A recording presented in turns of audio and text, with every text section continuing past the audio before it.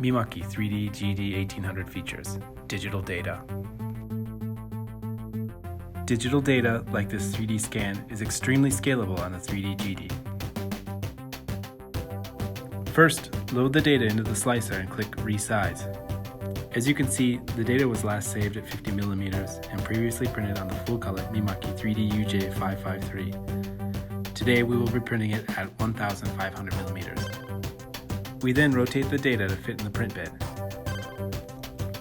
Digital data can easily be altered within the slicer.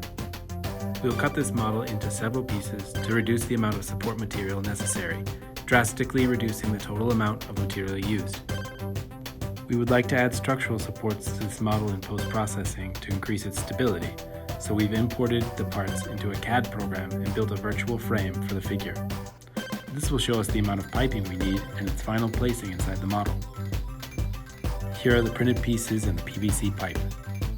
And this is what the model looks like once put together.